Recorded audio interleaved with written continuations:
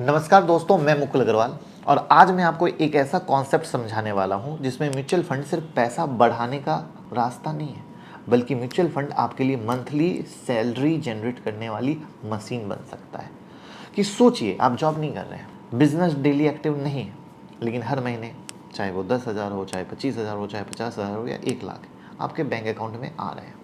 और ये पैसा कोई टेनेंट नहीं दे रहा है, किसी एफडी से नहीं आ रहा है, किसी सैलरी से नहीं आ रहा है, ये पैसा आ रहा है आपके खुद के म्यूचुअल फंड के कॉर्पस से।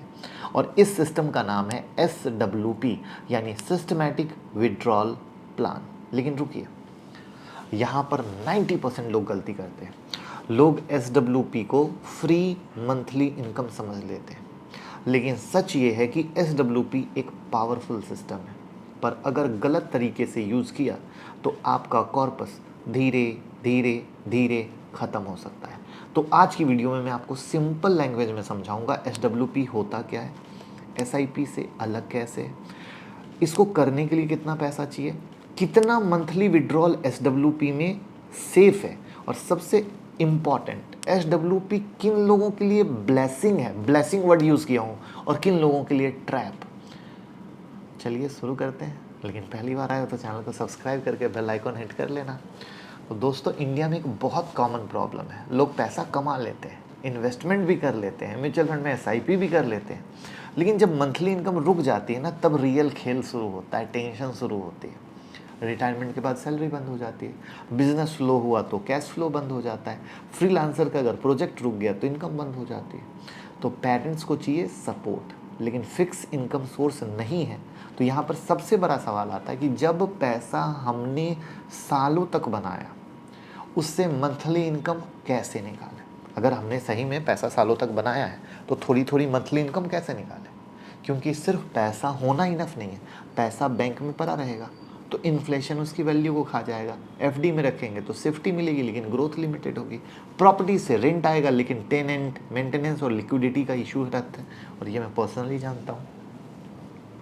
तो फिर सॉल्यूशन क्या है?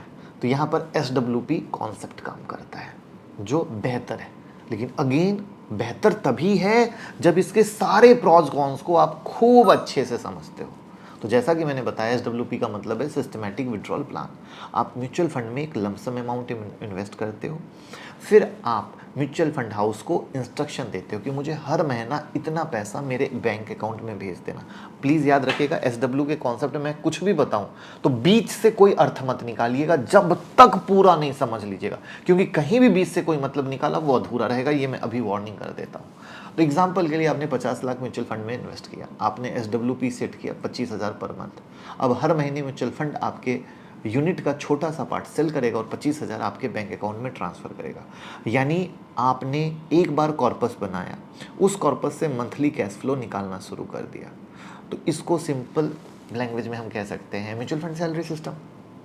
लेकिन ये सैलरी गारंटेड नहीं होती, ये मार्केट लिंक्ड सिस्टम होता है, और कभी भी लमसम करते हैं तो तुरंत SWP नहीं शुरू करना चाहिए। इसलिए मैंने कहा था कि वीडियो को लास्ट तक देखना है, वरना बीच की बात से आप समझोगे कि मैंने आज लमसम लगा दिया, कल से सैलरी स्टार्ट कर दिया, नहीं। तो इसलिए प्लीज़ ध्यान से समझिएगा।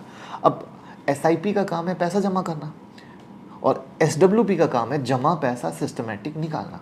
SIP में आप हर महीने म्यूचुअल फंड को पैसा डालते हो, SIP में म्यूचुअल फंड हर महीने आपको पैसा देता है। SIP वेल्थ क्रिएशन का टूल है, SWP कैश फ्लो क्रिएशन का टूल है। याद रखिएगा, SIP यूथ का वेपन है, SWP रिटायरमेंट का सपोर्ट सिस्टम है, जवानी का नहीं है, रिटायरमेंट का या कभी समस्या आने का। SIP से आप कॉर्पस बनाते हो और SWP से आप कॉर्पस को इनकम में कन्वर्ट करते हो। सोचो कि आपकी एज 25 से 40 है तो फोकस SIP पे करना चाहिए। अगर आपकी एज 45 से 60 है और कॉर्पस बन चुका है तो SWP प्लान शुरू करना चाहिए। ये वही शब्द है जो मैं बोल रहा था, पहले कॉर्पस बनाओ फिर SWP शुरू करो। अगर आप रिटायर्ड हो तो SWP आपके लिए पेंशन जैसा सिस्टम बन सकता है, बस प्लानिंग सही होनी चाहिए। तो SWP का मैजिक यहाँ है कि आप पैसा निकालते भी हो और रिमेनिंग पैसा इन्वेस्टेड भी रहता है। अगेन एक एग्जांपल ले लो कि मान लो 1 करोड़ इन्वेस्ट किया, आप 40,000 पर मंथ विड्रॉल कर रहे हो, तो ईयरली विड्रॉल कितना हुआ, 4.8 लाख। तो अगर सोचो कि फंड लॉन्ग टर्म में 9-11% का एवरेज रिटर्न देता है और आपका विड्रॉल कंट्रोल्ड है, तो पोर्टफोलियो सर्वाइव करेगा और कई बार ग्रो भी करेगा। लेकिन यहाँ ट्विस्ट है, मार्केट रिटर्न स्मूथ नहीं होता है। हर साल 10% रिटर्न स्ट्रेट लाइन में नहीं मिलता है। एक साल 18% आ सकता है, दूसरी साल -8% जा सकता है, तीसरी साल 5% आ सकता है, लेकिन आपका विड्रॉल फिक्स रहेगा।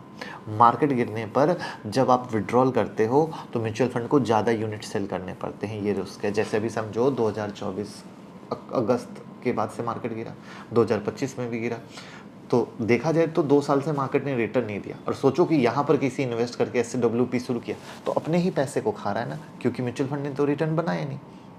तो इसलिए SWP में ये सारी चीज़ों को देखना जरूरी होता है। और ये 2024-25 की जो मैंने बात की, ये लाइव लेसन है आपके लिए।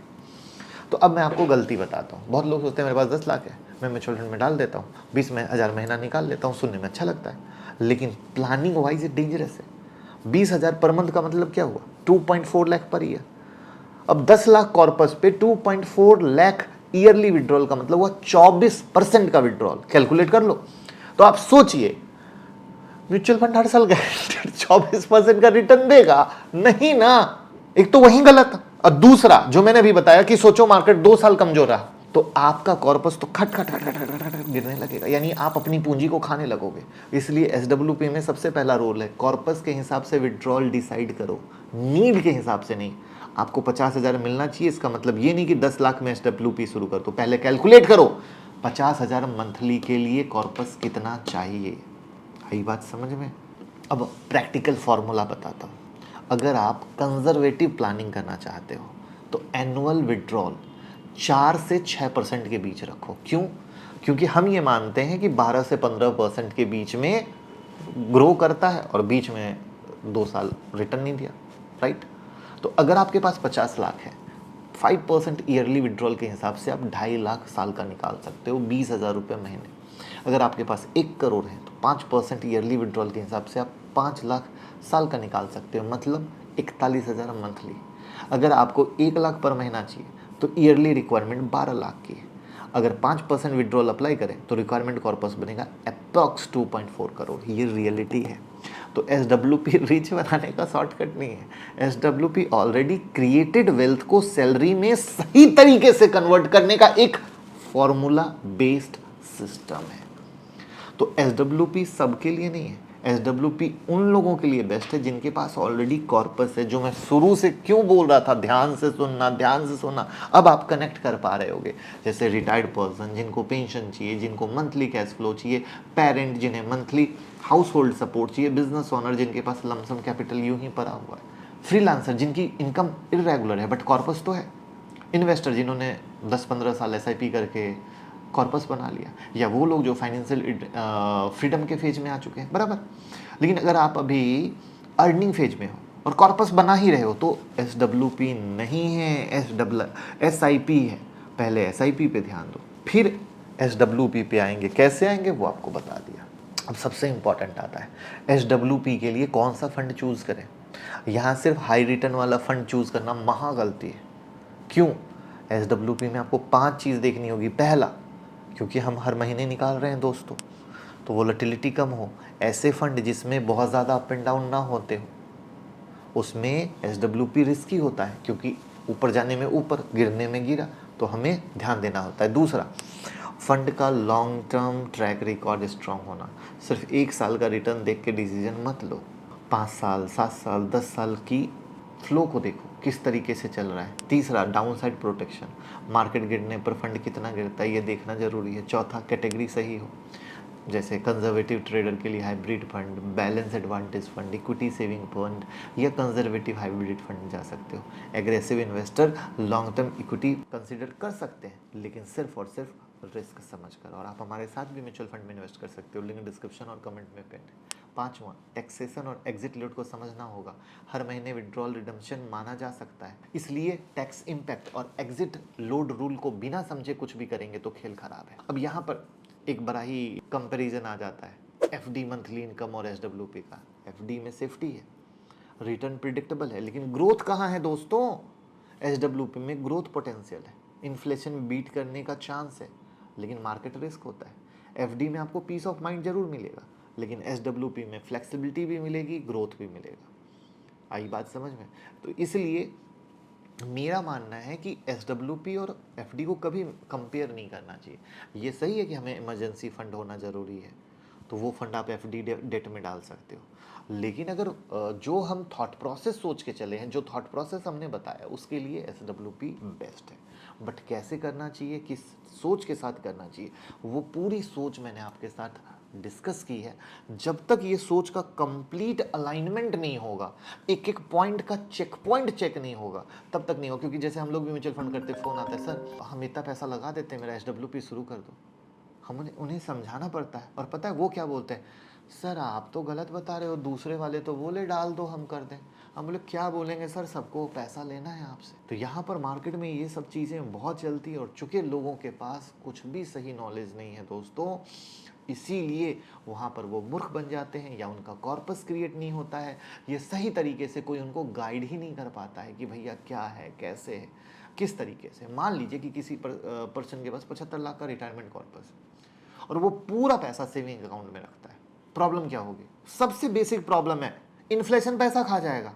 और सोचो, अब वही पर्सन 75 लाख को प्रॉपरली एलोकेट किया, 15 लाख इमरजेंसी और शॉर्ट टर्म नीड के लिए, जो मैं हमेशा कहता हूं हर इंसान के पास होनी चाहिए। 40 लाख उसने हाइब्रिड या बैलेंस एडवांटेज में डाल दी, 20 लाख उसने लॉन्ग टर्म ग्रोथ के लिए इक्विटी फंड में डाल दिया। अब वो 30,000 मंथली एसआईपी प्लान करता है। अब ये प्लानिंग क्या हुई? प्रैक्टिकल हुई, क्योंकि पूरा पैसा एक रिस्की फंड में है नहीं। उसने शॉर्ट टर्म को भी सेफ्टी बनाया, मंथली कैश फ्लो पे भी आया, और लॉन्ग टर्म ग्रोथ के चांस को भी जिंदा रखा।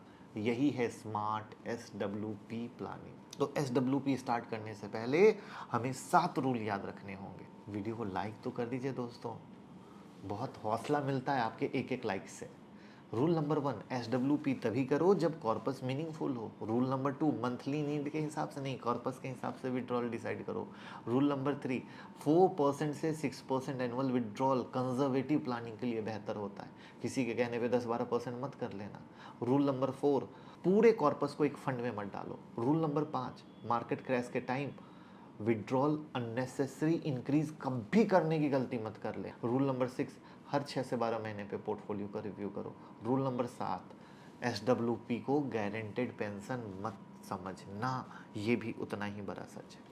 तो कंक्लूजन सिंपल है, एसडब्ल्यूपी एक अमेजिंग कंसेप्ट है, लेकिन उन लोगों के लिए जिनके पास ऑलरेडी कॉर्पस है या कॉर्पस बना रहे हैं। आज आपने इन्वेस्ट किया, 2-3 साल के बाद फिर उसमें एसडब्ल्यूपी करने का प्लान कर रहे हैं। तो वीडियो सच्ची और अच्छी लगी हो तो शेयर कीजिए, कमेंट में बताइए। म्यूचुअल फंड में इन्वेस्ट कर सकते हैं, लिंक डिस्क्रिप्शन और कमेंट में पिन है। बट लोगों को एसडब्ल्यूपी की सही जानकारी नहीं है, तो अपने फैमिली वालों के साथ व्हाट्सएप ग्रुप में शेयर करोगे तो हमें अच्छा लगेगा। Thank you.